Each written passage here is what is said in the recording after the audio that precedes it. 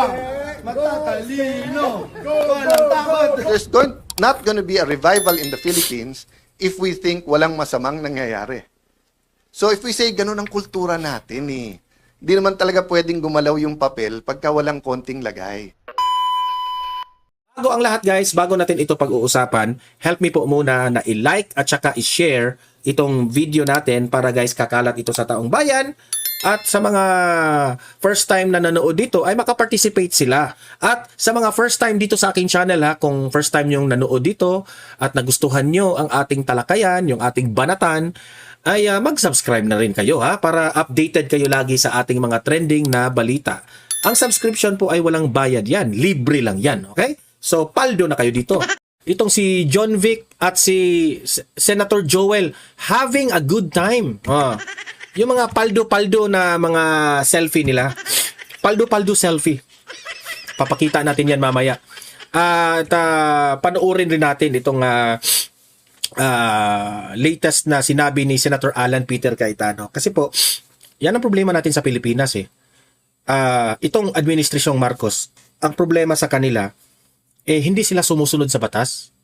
Kung maalala mo, yung panahon po ni former President Duterte, yung administrasyon ni Duterte, yung mga tauhan ni Duterte, pati si Tatay Digong, pati yung mga ahensya ng gobyerno, pati na ang House at saka yung Senado, very particular on the rules, very particular on the Constitution of the Philippines, very particular po sa batas ng Pilipinas. Parang ngayon, sa administrasyong Marcos, parang wala lang sa kanila ang mga konstitusyon at batas. Bend the law is the problem. Kaya nga sabi ko, nakakatakot po itong ginawa ng administrasyong Marcos. Itong mga pinagsasabi ni Luis to, nakakatakot. Kasi magiging useless na po ang batas natin, magiging useless na po ang konstitusyon natin kung kaya rin namang palang i-bend the law. Yan ang problema. Heto yung paldo selfie. Tingnan nyo itong dalawang pasaway na government officials. Tingnan nyo ito. Matapang, matatalino, walang takot. Paldong-paldo, no? Matapang, matatalino, walang takot. Matapang. Di ko lang alam kung bagong video ito or nakaraang video na ba ito. Pero tingnan nyo naman, gaano sila ka-close. Matatalino, walang takot. Anong masasabi nyo, taong bayan, sa mga audience ko sa Don Mar TV? Mag-comment na lang kayo Anong opinion nyo dito, okay? Ayan, si John Vic Remulla at si Joel Villanueva. Paldo dance, the paldo dance. Ayan, mag-comment kayo. Ayaw kong mag-comment dun Ito. Panoorin natin itong ito yung dapat nating pakinggan. Meron pong utak, bright boy, very humble pa, no? Ito, si Senator Alan Peter Cayetano po. Ito yung ang tunay nating pakinggan. So there's not going to be a revival in the Philippines if we think walang masamang nangyayari. So if we say ganun ang kultura natin hindi naman talaga pwedeng gumalaw yung papel pagka walang konting lagay. Di ba? Ganun talaga tayo. Ito, kalma lang itong senador na ito, pero kung makapitik, grabe. Whether franchise yan, whether business permit yan, building permit, kailangan may pampadulas. Kotse. Kasi yan ang problema natin sa Pilipinas Pera-pera na lang po ang usapan. And that's the real truth. Yan ang reality na nangyayari sa ating bansa ngayon. Kung may pera ka, nasa taas ka. Kung wala kang pera, magtiis ka. Yan ang reality. Magdusa ka. Dadaan ka sa tamang proseso. Pero kung may pera ka, ang dali-dali lang. Hindi gumagalaw pag walang gasolina. Di ba? Squeaky wheels need some oil. Lalangisan na. Kaya nga, nung panahon ni former President Duterte, nagbago yun Biglang yung mga mayayaman, equal na lang sa mga mahihirap. Kung dadaan tayo sa proseso lahat, mayaman ka man, kung ano mang posisyon mo sa gobyerno, ano mang posisyon mo sa buhay, equal tayo. Yun ang nangyari kay Tatay Digong noon sa panahon niya, sa kanyang administrasyon. Ngayon, biglang bumabalik dito sa panahon ni Bangag. Natin yan. Diba? So kung ganun ang paniniwala natin, why will we expect a revival? A revolution naman, on another hand, I'm talking about a political revolution, is hindi mo na kaya, either yung leader o sistema, palitan na natin yan. So when industrialization happened and then yung mga landlord, etc., yung sa key industries sa Europe, hindi na nila kinaya, yung iba may revolution na communist revolution. Nung hindi kinaya ng French, yung abuses ng monarchy, nagkaroon ng revolution from a monarchy to a democracy. Iba nangyari sa England or sa United Kingdom. Evolution, hindi revolution. But those were all talking about politics, government. Diba? It was not talking about also the hearts and minds. So the EDSA revolution was, pardon my percentage, but probably was an 80% a political revolution. Diba? Get out the dictator, put in new, out yung dictatorship, in yung democracy, renewal, etc. 20% it was about values. But, because it was only 20% about values, so sabi nung mga iba ngayon na, well, dati concentrated yung corruption sa Malacanang. Nung nag-EDSA revolution, kumalat na. Meron na kay kapitan, meron kay mayor, kay governor, etc. It's not one person's fault. Diba? It was because nga, we did not have a spiritual revolution or a revival then. So that's why nga, going back to Egypt, that's why sabi, I always thought that it was the disobedience of the Israelites, kaya hindi sila nakapasok agad ng promised land. But the way one preacher or pastor, actually a couple of them describe it, is that Egypt, the Israelites were out of Egypt, pero Egypt was still on their mind. So ang ibig na sabihin, umalis na sila, they were free physically, but in their mind, they were still slaves. That's why nga, one time, when wala silang makain, nagngangaw-ngaw sila, sa Bisaya, nagyayaw-yaw, di ba? And then, sabi, mabuti pa sa Egypt, may nakakain tayo doon. So can you imagine if you were all my slaves? Di ba? Pinanganak kayong slaves. Parents nyo slaves, ako slaves. Kung ano sabihin ko sa inyo, sunod lang. Slaves kayong lahat. Suddenly, si Sarah dumating, nakalaya kayong lahat, but medyo gutom, balik na lang tayo kay Alan. So that was the mentality. So 40 years ago in 1986, we shocked the world with a peaceful revolution. Kasi that was the time of communist revolution, socialist revolution, coup d'etat, fascist revolution sa Latin America. All kinds of revolution of the workers, revolution ng young people, maraming revolution. Some worked, some hindi. Some had historic roots, some were new. Pero hindi nila nakakita ng mga nagdadasal na kaharap ay tangke. Di ba? Madre, tangke ang kaharap. Barel, ang katapat, bulaklak. Di ba? Hindi sila nakakita ng ganon. The problem was, when we removed the people, did we remove the spirits of corruption? The spirit of idolatry, the spirit of immorality? Did we remove the lust for flesh, the lust for, di ba? I remember, kami ng ibang mga congressman na kasama ko doon, nagrarally pa kami against pornography. Then nung nagka-internet, everyone can get it na. Di ba? We were fighting PAGCOR about putting casinos anywhere. At I had the privilege of putting there in the law na kailangan ng city umuo. Kaya dito sa Taguig, wala. Okay. Tapos nagka-internet naman na gaming. Una, isabong. Ngayon yung online gaming, no? That's one reason maingay yung mga katunggali natin. Nabitin yung batas na yun, malaking pera din yun. Daan bilyon yun. So do you think ang pinag-uusapan dito, Malacanang, impeachment, maleta, flood control? Hindi. No, whether you're talking about vape, whether you're talking about online gaming, there are many moneyed bills and resolutions and policies that are at stake here. Diba? So hindi to parang expose na yung flood control, bago na yung Pilipinas. Palitan natin. May bago ng leader, tapos na. Diba? That's why we have to be very prudent. And Lord, ano bang gusto mong gawin?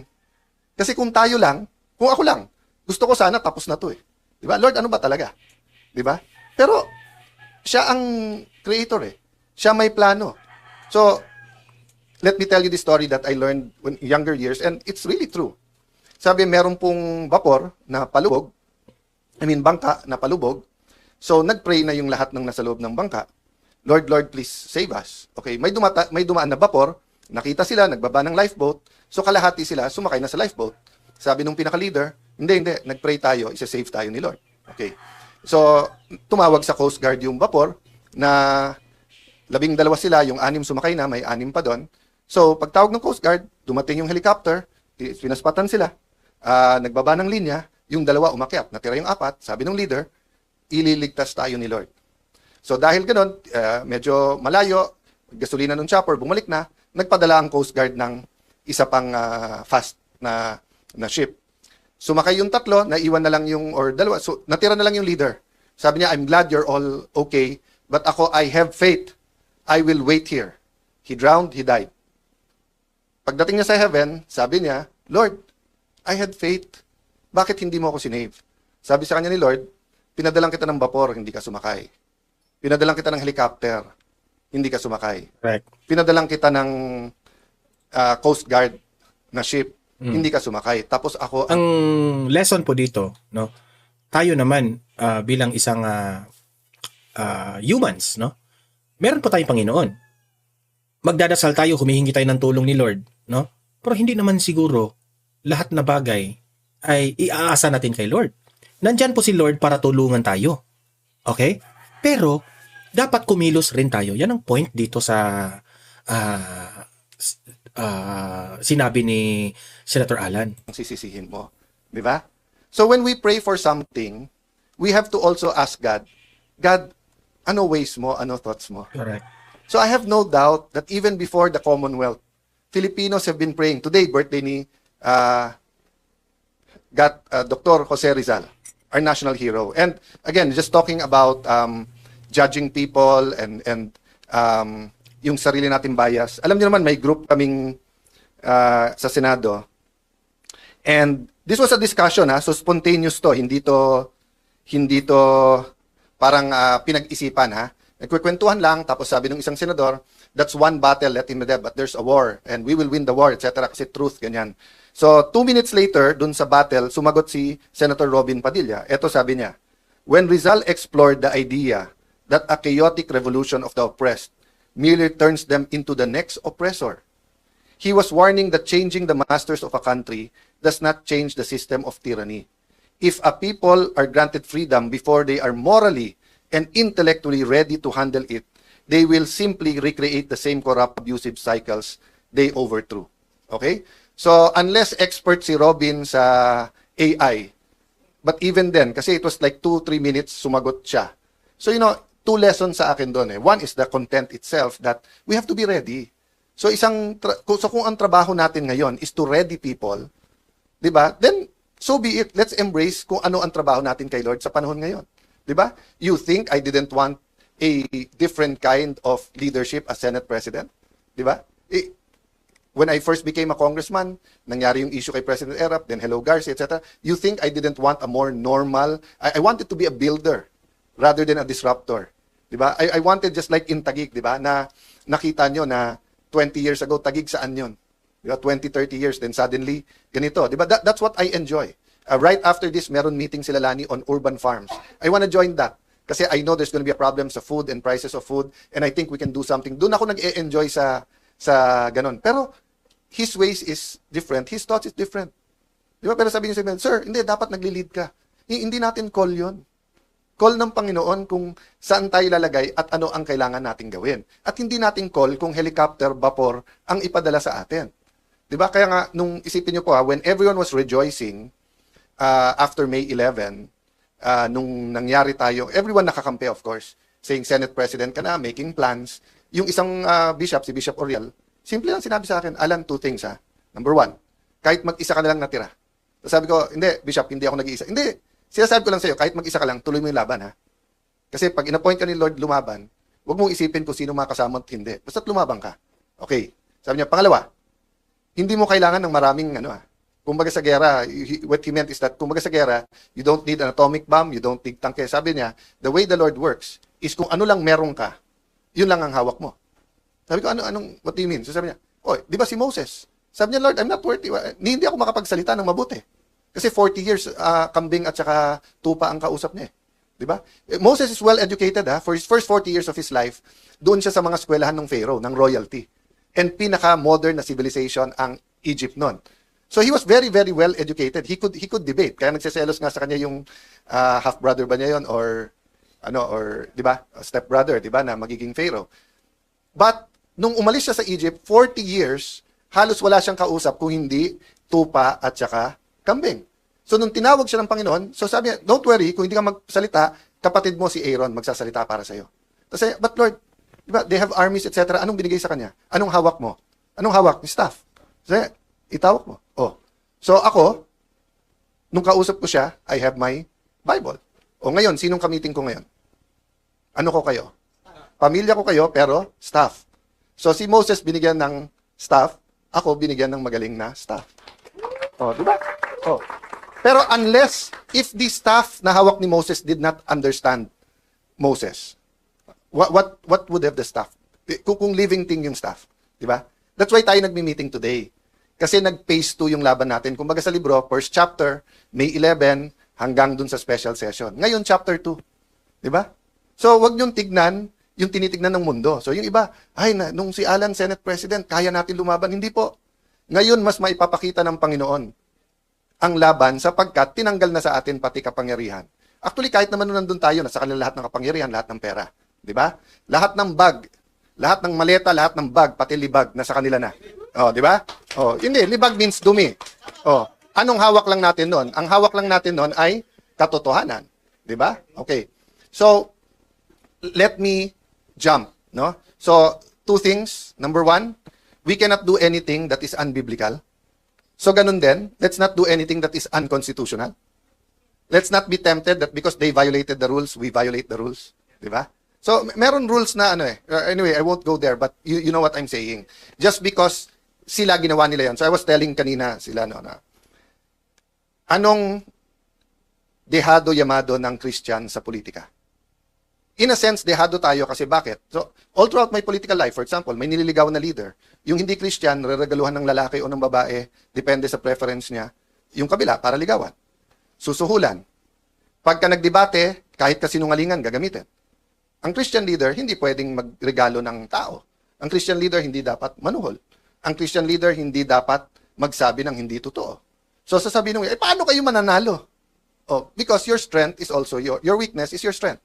Because truth is your strength. And if you look in terms of battles, natatalo kayo minsan. Pero if you think in terms of wars, di ba? You win the war because truth eventually wins out. But siyempre, humanly, ayaw mong tumagal. Sino ba naman may gusto na gera ng gera, laban ng laban? That's why yung iba nating kasama sa Senado ay dati natin mga allies for the truth. Pero napagod nung tumanda na. Di ba? So nung tuta pa lang sila, gusto nila katotohanan. Nung naging aso na, napagod na eh. Di ba? Okay. So, babalikan ko yun mamaya. So for me, I'll just leave that with you today. Di ba? One, you have to have a foundation. Kailangan may babalikan ka. So pag sinabi kong, eto gagawin ko Senado, ano ba sabi ng rules ng Senado? Ano ba sabi ng Constitution? So ito ang gagawin natin sa Pilipinas. O ano ba sabi ng Bible? Diba? Okay, pangalawa, nasaan ba ang Panginoon? Ano bang gusto niyang gawin? Yun ang atin. At ako'y naniniwala, gusto niya ng revival. Gusto niya ng repentance. Labas lahat ng baho. Labas lahat ng problema. Ang addict ay hindi magagamot pag hindi niya inamin na addict siya. Addict yan sa sex, addict yan sa sugal, addict sa alcohol, addict sa drugs. Tignan nyo sa US, yung mga anonymous, di ba? Let's say alcoholic anonymous. Ang umpisa mo, hi, I am Pedro de la Cruz. I am Juan de la Cruz. I'm Maria de la Cruz. And I'm an addict. Why? Because pag hindi mo inamin, wala. Di ba? So if we're gonna sweep under the rug, ano po ang sabi ng bagong chairman ng Blue Ribbon Committee? Sabi niya, narinig na naman natin yung 18 Marines eh. Paano nyo narinig? Hindi naman nagkaroon ng hearing. Di ba? At marami naman ibang iimbestigahan eh. Akala ko ba, trillion peso march? Kasi nga, ito yung trillion peso na corruption. Di ba? Pero wag, maghanda na lang tayo sa impeachment. Importante yung impeachment. Pero hindi pwedeng impeachment lang. Selective justice yun. Di ba? Okay. So, yun two things, di ba? We have to have a basis of what is truth. And secondly, we want to know where truth is going, where it's going. So, ang sabi ko sa inyo, pangalawa, revival not revolution. What's the difference ng totoo? Yung political revolution, palitan mo lang yan, okay na. Sana kung si ganito maging presidente natin, kung si ganito maging speaker natin, kung si ganito maging Senate president, kung si ganito lang maging mayor natin magbabago. Don't get me wrong, leadership matters. Leadership matters, di ba? When the blind leads the blind, alam mo nang madadapa ka or mahuhulog ka sa bangin, di ba? But having said that, it's leadership is complicated in a human because nakikiramdam ka rin sa followers mo eh. 'Di ba? Kaya nga hirap yung mga reformers kasi to a certain degree, and this is a true story, kilala nyo to pero hindi ko na sasabihin sa inyo kung sino. Yung isang secretary na napakaselan ng hinahawakan niya dahil corruption nga, sabi ko sa kanya, yung pangalan niya, There are three kinds of people following you now. Last year to. Three kinds of people. First, yung gusto ng totally pagbabago. Nasa departamento mo, tunay na yung bidding, wala nang corruption. Di ba? Lahat ng gawin ng departamento mo, ayos na. Okay. The second one, ayaw na ng ghost, pero baka naman pwede tayong bumalik sa 10-15%. Kasi kailangan natin yan. Di ba? Yung pangatlo, wag lang ako makulong. Sila lang makulong. Tapusin na natin to. Balik na tayo sa dati. So sabi ko sa kanya, Secretary, ito problema. Yung tatlong nasa likod mo, pare-parehong pumapalakpak ngayon. So yung tatlong yan, nabobosesan mo, naririnig mo yung palakpak. Pero iba-iba gusto nun. Oh, ang pinaka-delikado doon, pero pinaka-okay yung una. Na gusto niya, eto, chance natin. Nasa kalye mga tao, lahat ng media kakampi ka, lahat ng korte kakampi ka, ombudsman at DOJ kakampi ka, baguhin mo na lahat. Yun ang pinakamaganda, pero sila ang pinakakonte. Di ba? Ang medyo mas marami, yung konting corruption, okay naman. Kaya lang ang problema sa Pilipino, yung konting corruption, season lang yon. Lalaki din ulit yon. Di ba? So, yan nga, no? Ito yung main topic ni Senator Alan Peter Cayetano. Alam niyo, sa totoo lang, lahat naman siguro ng administrasyon, kahit nung panahon ng administrasyon ni Duterte, administrasyon ni Pinoy, merong korupsyon. Wala tayong problema dyan. Pero, iba kasi itong administrasyong BBM eh. Iba kasi. Yung panahon kay Pinoy at ni Tatay Digong, yung panahon ni Tatay Digong, medyo yung mga government officials doon medyo takot, mangungurakot. Kasi alam nyo naman, kamay na bakal si Tatay Digong. Nung panahon ni Pinoy, yung corruption doon, medyo meron, pero hindi naman ganoon ka lala. Kagaya ngayon kay BBM. Kasi yung panahon ni Pinoy, medyo million ang kinurakot. Iba ngayon eh. Panahon ni BBM, trilyon yung kinurakot. Talagang walang tinira sa atin, taong bayan, inubos talaga yung pera. Inubos talaga. Kaya nga nakakatawa itong administrasyon ni BBM. Kasi si BBM, wala na po siyang mga big ticket projects kasi wala nang pera ang bansang Pilipinas. Kaya, umaasa na lang siya sa mga ayuda, namimigay ng bigas. Doon na lang siya sa mga ayuda-ayuda kasi hindi na siya makaporma sa mga big ticket projects na pwede niyang ipagmayabang kasi wala nang pera. So, anong ginagawa niya ngayon? Di ba? Umiikot siya sa iba't ibang bansa. Humihingi ng tulong. Tapos ngayon, kung pag-uusapan naman natin programa niya dito sa bansang Pilipinas, lahat na sigurong mga lugar sa Pilipinas, Luzon, Visayas at Mindanao, iniikot niya, namimigay ng ayuda. Wala namang pandemic. Wala namang bagyo, wala namang lindol. I'm talking about yung panahong walang lindol kasi nagkalindol doon sa Mindanao eh. Diyan ka magtataka. Kasi na-create yung ayuda dahil sa pandemic ni Tatay Digong. Na which is, need talaga yung ayuda at the time kasi hindi tumatakbo yung ating ekonomiya. Ang lahat ng tao ay nasa loob ng bahay, hindi makalabas. Walang, useless yung pera mo at the time actually. Yung panahon ni, kahit may pera ka, hindi ka makalabas, hindi ka makabili. Kaya, yung ayuda at that time, talagang yung bigas, yung makakain talaga kaagad, yun yung tunay na ayuda. Di ba? Ngayon, anong nangyari ngayon? Bibigyan ka pa ng bigas na hindi naman quality na bigas. May mga ipis pa. Hindi naman lahat, hindi ko nilalahat. Pero meron kasi mga nagpo-post na nabigyan ng bagong Pilipinas na rice. Nung tiningnan nila yung bigas, may ipis. Di ko maintindihan itong babaeng ito kung saan siya kumukuha ng hugot patungkol po dito sa mga pinagsasabi niya. Ito, panoorin ninyo. The Supreme Court to interpret the same to a way that the constitutional mandate will still be given effect, no? Just like nowadays na may discussion tayo about how many is the threshold, how many is the quorum, and then we are able to see the doctrine in Avellino versus Cuenco. So I think these decisions came up because during the time they also anticipated things like this, no? Things which we are encountering right now. Basta ang sa akin lang, let us anchor our interpretation to the mandate of the senators.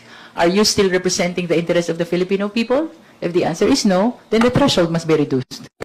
Tingnan If you mo. want Tingnan mo talaga itong babaeng to. Ibig niyang sabihin, ang interest raw ng Pilipino ang uunahin. Itong House of Representatives, pinagpipilitan nila na marireduce na po yung sinasabing 2/3. Okay? Hindi ako naniniwala sa kanya kasi sino ba siya? Di ba? Sino ba siya? Ito, tingnan nyo ito ha. Tingnan nyo ito. Yan. Former Chief Justice Hilario Davide Jr. on impeachment trial. Okay? Chief Justice ito dati ha. Sobrang magaling ito. Wala na po itong a constitutional expert with unparalleled credential po itong si Hilario Davide. Sabi ni Hilario Davide, 2/3 will be required to convict. Kung sino man ang pinapa-impeach, nangangailangan po kayo ng 2/3 ng mga senator judges para ma-convict o ma-impeach ang isang government official kagaya ni VP Sara. The Senate will need, makinig ka ha, Luistro, the Senate will need 16 to convict. In other words, since there are now 23, ito yung panahon nila Davide ha, since there are now 23, the vote of 7 would be enough for acquittal. Pakinggan mo yan? So, kung meron na pong nakabotong 7, acquittal na yan, diretso na yan. So, alangan naman, maniniwala tayo kay Luistro. Siyempre, dito tayo maniniwala kay Hilario Davide. Sino ba si Hilario Davide? A constitutional expert with unparalleled credentials.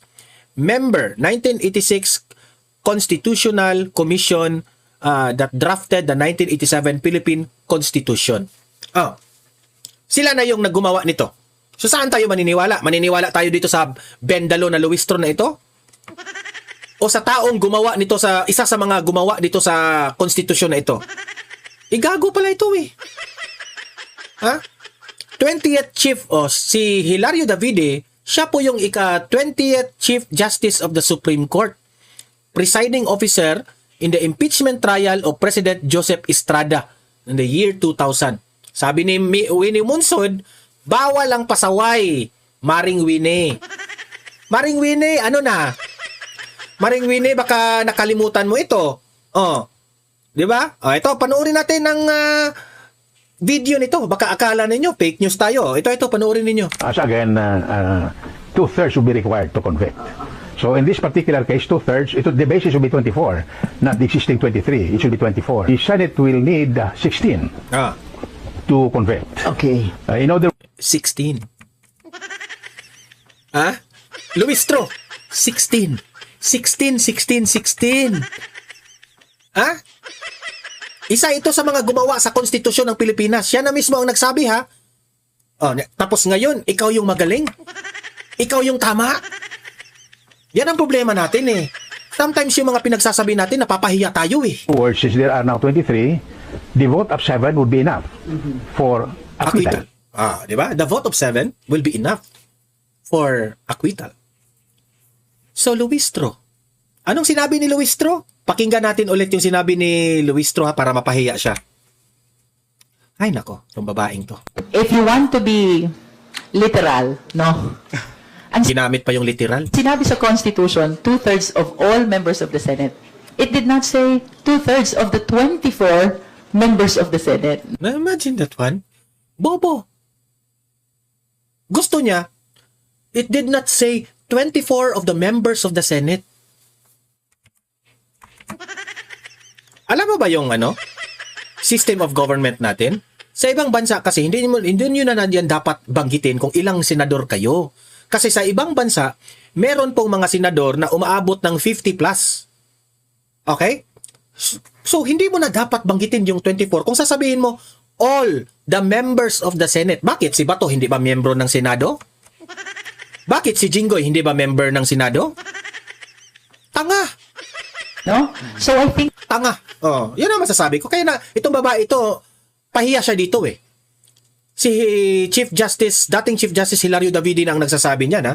Oh, isa sa mga gumawa ng ating konstitusyon. Pahiya siya dito. May iba naman tayo. Kasi pahiya na si Luis Trudon